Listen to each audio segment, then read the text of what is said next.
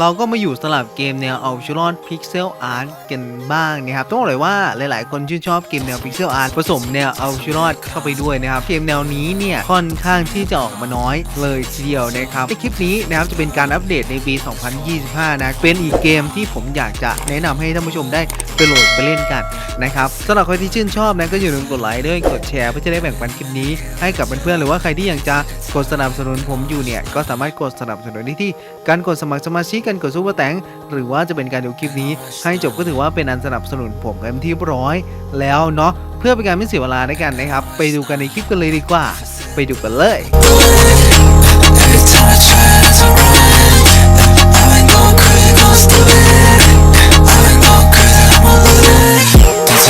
เกมที่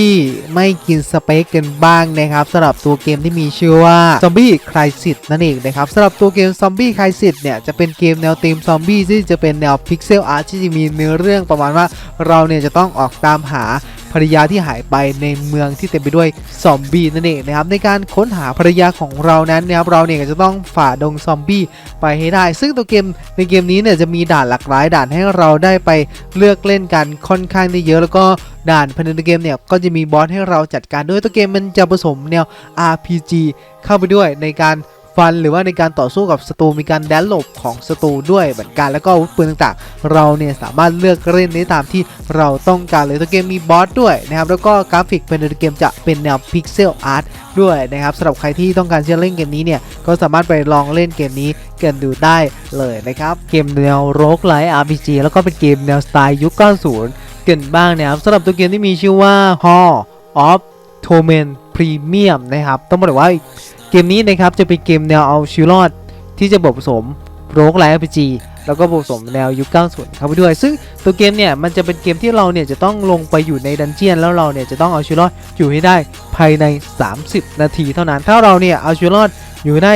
ครบ30 นาทีเกมก็ถือว่าจบไปหรือว่าถ้าอยู่ไม่ถึง30 นาทีเกมก็ได้เริ่มใหม่เช่นเดียวกันนั่นเองนะครับเนาะแล้วก็ตัวเกมเนี่ยมันก็จะมีสกิลให้เราอัปเกรดระหว่างการเล่นด้วยนะครับแล้วก็ไอเทมต่างๆเราเนี่ยสามารถสวมใส่ได้นะเพื่อเพิ่มความแข็งแกร่งให้แก่ตัวละครได้ด้วยนะครับแล้วก็ตัวเกมเนี่ยมันจะมีตัวละครต่างๆให้เราได้ไปเลือกเล่นกันหรือว่าอาชีพให้เราได้ไปเลือกเล่นกันค่อนข้างที่เยอะเหมือนกันนะครับแล้วก็ตัวเกมก็จะมีด่านหลากหลายด่านให้เราได้ไปเผชิญกันด้วยนะครับเนาะก็ต้องบอกเลยว่าเป็นเกมหนึ่งที่น่าเล่นสนุกเล่นเพลินได้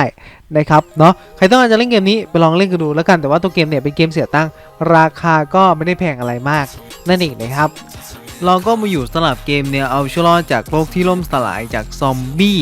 กันบ้างนะครับสำหรับเจ้าตัวเกมที่มีชื่อว่า Raging Blight นั่นเองนะครับสำหรับเจ้าตัวเกมนี้จะเป็นเกมเอาชีวิตรอดจากซอมบี้ที่เป็นเกม PC ที่ลงให้บนมือถือที่เราเนี่ยจะได้รับบทเป็นตำรวจที่ตื่นมาจากโรงพยาบาลตอนนั้นเนี่ยโลกได้ล่มสลายจากซอมบี้เป็นที่เรียบร้อยแล้วนะครับเราเนี่ยจะต้องหาทางออกจากเมืองนี้ให้ได้ซึ่งตัวเกมเนี่ยค่อนข้างจะปล่อยอิสระให้กับผู้เล่นมากๆในการฟาร์มหาทรัพยากรก็รวมไปถึงการหาสิ่งของต่างๆเพื่อดำรงชีวิตอยู่แล้วก็นำไปต่อสู้กับซอมบี้ระบบการต่อสู้ของตัวเกมนะครับจะเป็นแนว Turn Based RPG ต่อสู้กับซอมบี้ว่าเราเนี่ยจะใช้อะไรไม่ว่าจะเป็นอาวุธปืนหรือว่าจะเป็นอาวุธหินก็ได้เหมือนกันเนื้อเรื่องภายในเกมเนี่ยมีให้เราได้ติดตามกันเลยนะครับแล้วก็ภาพกราฟิกภายในเกมเนี่ยจะเป็นภาพกราฟิกแนวพิกเซลอาร์ตนะก็สำหรับใครที่อยากจะไปลองเล่นเกมนี้อยู่นะก็สามารถไปลองเล่นเกมนี้กันดูได้เลยนั่นเองนะฮะก็ยังอยู่สลับเกมแนวเอาชีวิตรอดกับซอมบี้กันอยู่แล้วก็เป็นเกมที่ต้องบอกเลยว่าหลายๆคนก็ได้เคยเล่นไปแล้วแหละนะครับสำหรับเจ้าตัวเกมที่มีชื่อว่า Fully Survival นะครับสำหรับเจ้าตัวเกมนี้สำหรับใครที่ยังไม่เล่นต้องบอกเลยว่าเป็นเอาชีวิตรอดจากซอมบี้เกมหนึ่งที่ค่อนข้างทำมาได้ดีระดับหนึ่งเลยไม่ว่าจะเป็นในเรื่องของการต่อสู้กับซอมบี้การอัปเกรดการคราฟของการปลูกต้นไม้แล้วก็รวมไปถึงการทำตามภารกิจต่างๆก็มีให้เราได้เลือกเล่นกันเนี่ยเยอะแยะมากมายซึ่งต้องบอกท่านผู้ชมไว้ก่อนนะสำหรับใครที่ยังไม่เคยเล่นตัวเกมนี้นะครับมันจะเน้นทำภารกิจไปเรื่อยๆเนาะมันจะมีเควสประจำวันเควสต่างๆให้เราได้ไปทำกันแล้วก็ตัวเกมเนี่ยมันก็จะมีอาวุธที่ค่อนข้างที่เยอะพอสมควรยิ่งเราเล่นไปเยอะเท่าไหร่นะตัวละครของเรายิ่งแข็งแกร่งขึ้นได้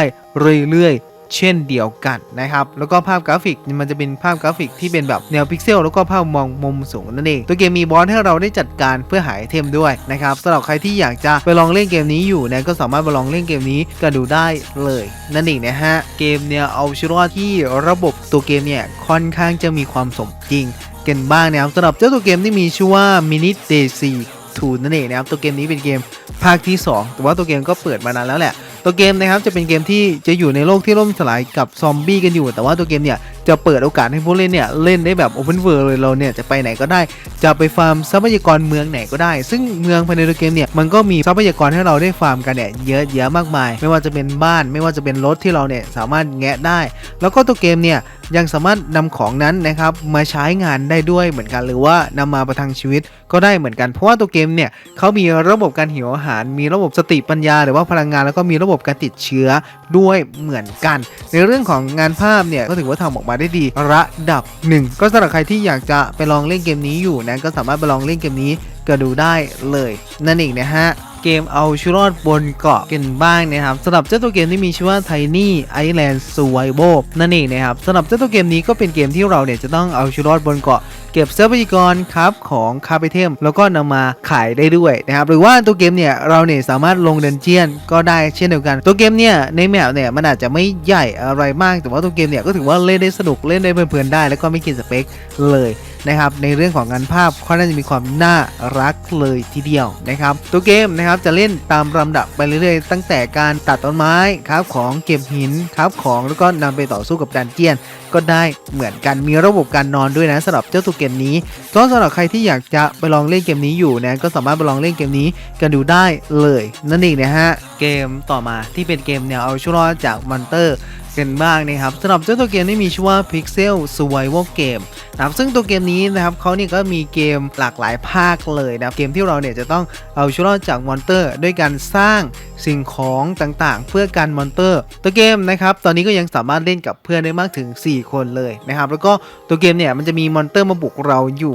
เรื่อยๆนะครับตัวเกมเนี่ยมันก็จะมีของให้เราได้คราฟกันเยอะแยะมากมายส่วนใหญ่มันก็จะเป็นของที่เน้นการป้องกันฐานป้องกันตัวเราซะส่วนใหญ่หรือว่าช่วยให้เราเนี่ยต่อสู้กับศัตรูได้ง่ายเพิ่มมากขึ้นนั่นเองนะครับในรูปแบบการเล่นของตัวเกมจะเป็นการเล่นแบบเรียลไทม์เนาะมอนเตอร์ก็จะปล่อยมาเรื่อยๆเราเนี่ยกำจัดมอนเตอร์ตามที่ด่านเขากำหนดให้นะครับภาพกราฟิกจะเป็นแนวพิกเซลอาร์แล้วก็ภาพมุมมองในการเล่นของตัวเกมจะเป็นแนวด้านข้างนะก็สำหรับใครที่อยากจะไปลองเล่นเกมนี้อยู่เนี่ยก็สามารถไปลองเล่นเกมนี้กันดูได้เลย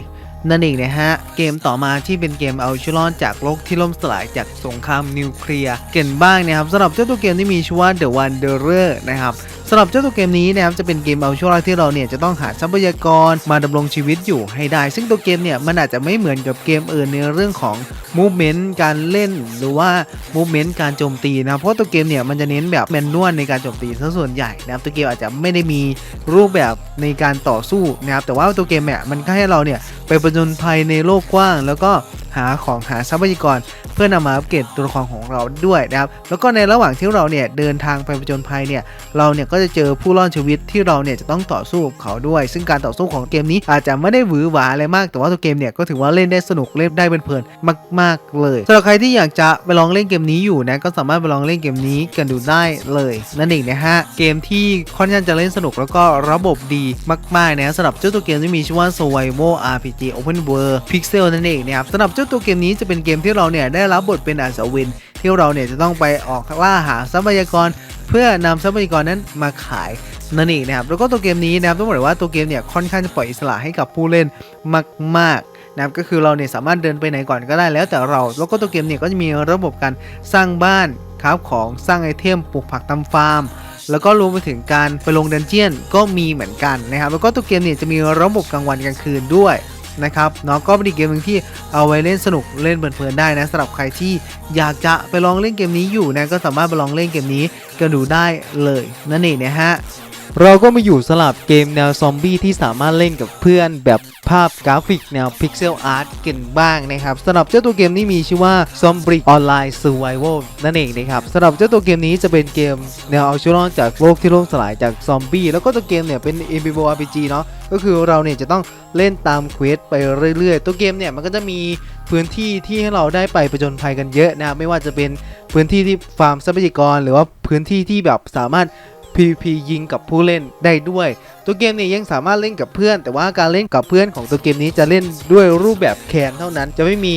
การแอดเพื่อนเฉพาะทางนะครับมันจะเป็นการสร้างแคนเพื่อเล่นกับเพื่อนนั้นนั่นเองนะครับสามารถพูดคุยกันได้สามารถค้ำของได้แล้วก็ตัวเกมเนี่ยมันก็จะมีอาวุธมากมายให้เราได้ไปเล่นกันด้วยเช่นเดียวกันนะครับสำหรับใครที่อยากจะไปลองเล่นเกมนี้อยู่นะฮะก็สามารถไปลองเล่นเกมนี้ก็ดูได้เลยนั่นเองนะฮะโอเคนะครับก็มีบ้างสำหรับ10เกมแนวเอาชีวิตรอดพิกเซลอาร์ตนะก็หวังว่าท่านผู้ชมเนี่ยน่าจะชื่นชอบคลิปนี้กันเนาะก็สำหรับคลิปนี้ขอลาท่านผู้ชมไปก่อนไว้เจอกันคลิปหน้าสวัสดีครับผม